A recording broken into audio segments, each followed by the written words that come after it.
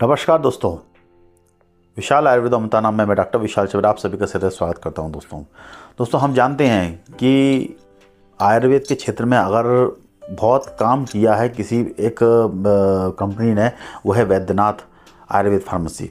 Vaidyanath Ayurveda pharmacy ने कई तरह के पब्लिकेशंस निकाले, मतलब कई पुस्तकें भी प्रकाशित की हैं और उन पुस्तकों पर काफ़ी शोध हुआ है, तब जाके पुस्तकें आज मार्केट में आई हैं। और उन पुस्तकों का बहुत ज़्यादा विशेष महत्व हमारे जीवन में रहा है। हर वैद्य को वो पुस्तक पढ़नी चाहिए, हर छात्र को जो BMS कर रहा है उसको भी पुस्तक पढ़नी चाहिए। तो ऐसी एक पुस्तक को आज मैं लेके आपके सामने आया हूँ वैद्यनाथ की। इसका नाम है आपका शालाक्य तंत्र। देखिए शालाक्य तंत्र ये है सामने मेरे। अब आप कहेंगे शालाक्य की तो बहुत सारी पुस्तकें आती हैं, एक से अच्छी पुस्तकें आती हैं, पर मैंने इस पुस्तक में ऐसा क्या खास है। अब दोस्तों ये पुस्तक बहुत समय पहले लिखी गई थी। ये जो वैद्य रमेश पदमवार जी ने इस पुस्तक को रखा था।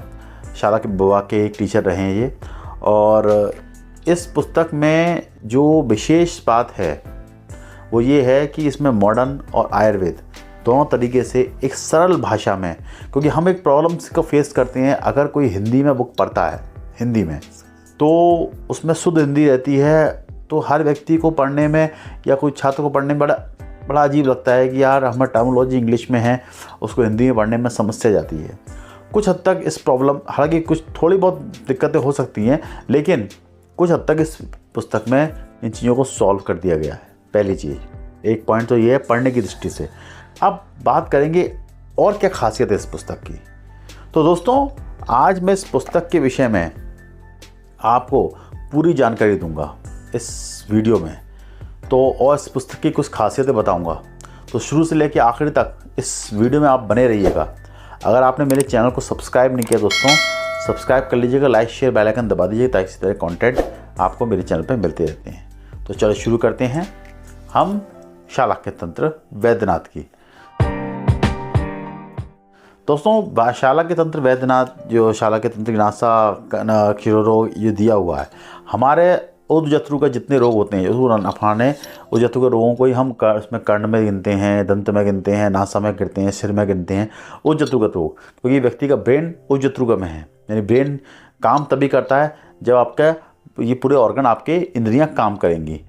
तो दोस्तों अब इसमें इस पुस्तक की बात की जाए तो इस पुस्तक में सबसे पहले जो एक उनका कंसेप्ट है कि भाई हम कोई भी बीमारी होने के बाद एंटीबायोटिक खाते हैं। एंटीबायोटिक खाने का अर्थ है एंटीबायोटिक आम का पाचन करती है इनडायरेक्टली आयुर्वेद की दृष्टि से।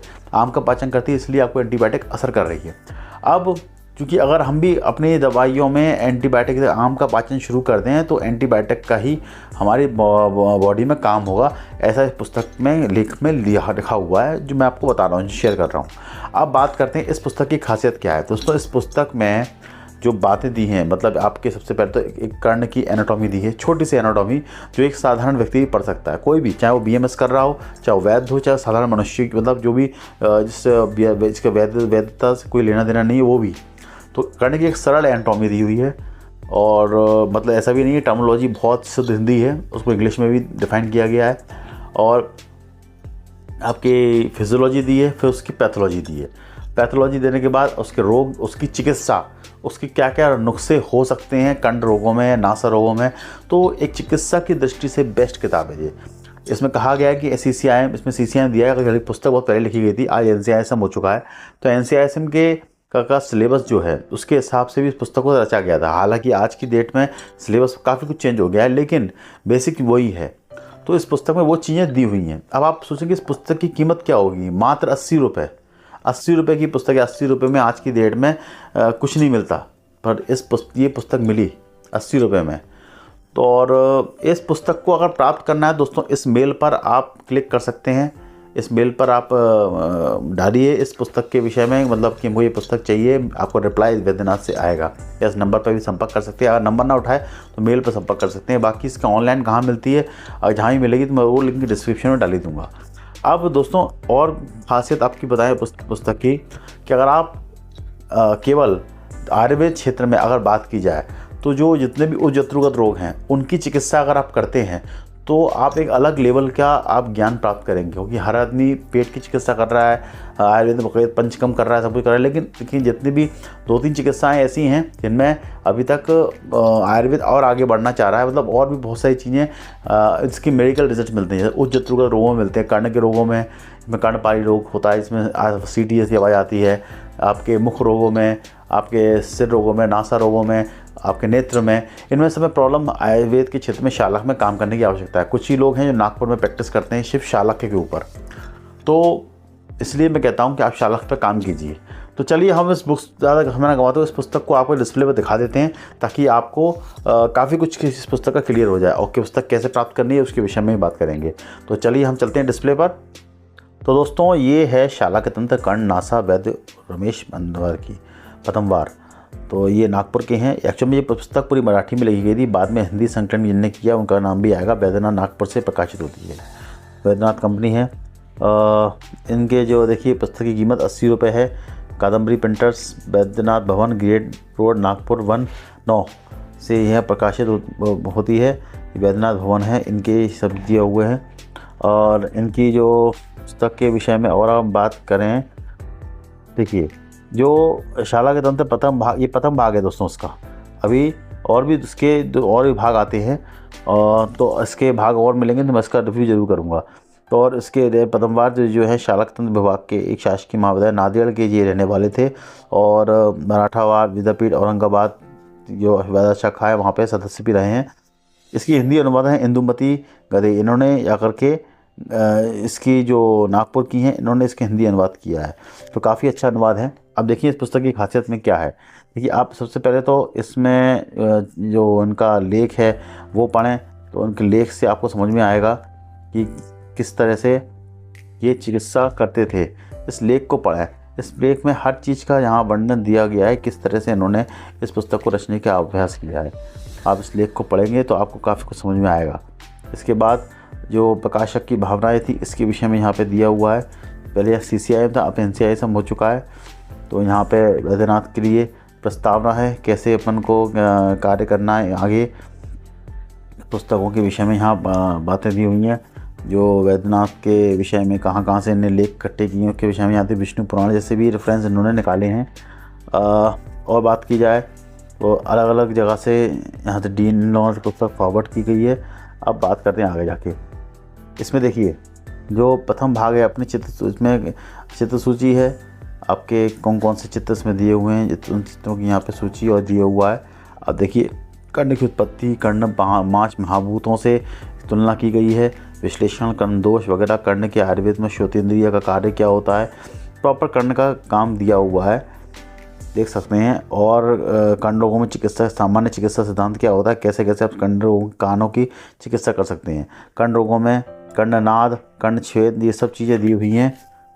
इसके जो क्रमीकरण, इसमें हर तरह की जो कर्ण रोगों के बारे में यहाँ पे दिया हुआ है। नासा रोगों के विषय में दिया हुआ है और उनके अर्बुदों के विषय में दिया हुआ है।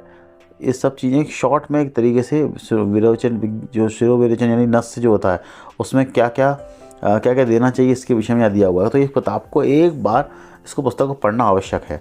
अब यहाँ एनाटॉमी ऑफ कर्ण जो मतलब ईयर है वो दी हुई है। अब देखिए भाषा का आप देखेंगे तो भाषा आपको इतनी टफ नहीं लगेगी, शुद्ध हिंदी लिखी है, कुछ इंग्लिश का उपयोग भी यहाँ किया गया है। कर्ण के फिगर्स वगैरह बताए गए हैं, कर्ण के विषय में बताया गया और बाकायदा कर्ण को जो बोला गया है उसे इंग्लिश में भी यहाँ ट्रांसलेट किया हुआ है।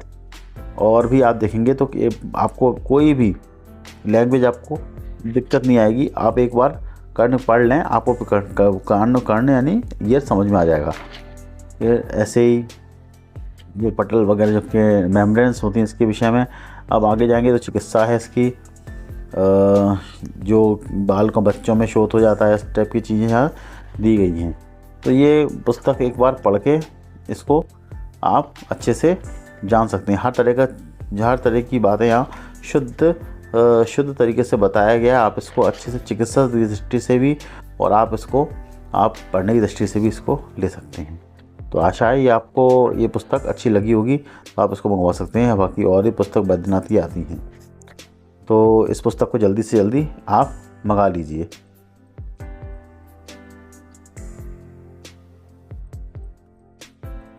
तो दोस्तों आशा है कि आपको ये वीडियो पसंद आया होगा। आपने काफ़ी हद तक इस वीडियो के माध्यम से नॉलेज गेन किया होगा।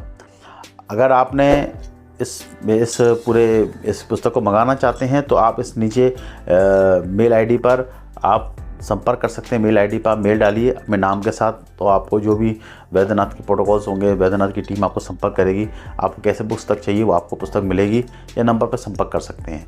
और दूसरा चीज़, अगर आप मेरे चैनल को सपोर्ट करना चाहते हैं तो आप इस QR कोड पर मेरा चैनल का सपोर्ट कर सकते हैं, या फिर आप थैंक्स बटन पर भी मेरा सपोर्ट कर सकते हैं, और सब्सक्राइब करके भी आप मेरा सपोर्ट कर सकते हैं। बाकी आपके ऊपर है। मैं जितना भी हो सके अपने जितना से मेरे से ज़्यादा जो भी नॉलेज होगा जो आपको देना चाहता हूँ वो आपको दे सकूँ, देने की मैं सामर्थ्य रख पाऊँ, इसके लिए मैं आपको सहयोग मांग रहा हूँ। तो दोस्तों आशा है वीडियो पसंद आया होगा। अगर आपको वीडियो पसंद आए तो आप इसको लाइक शेयर ज़रूर कीजिएगा। तब तक के दोस्तों मुझे आज्ञा दीजिए। जय हिंद, जय भारत।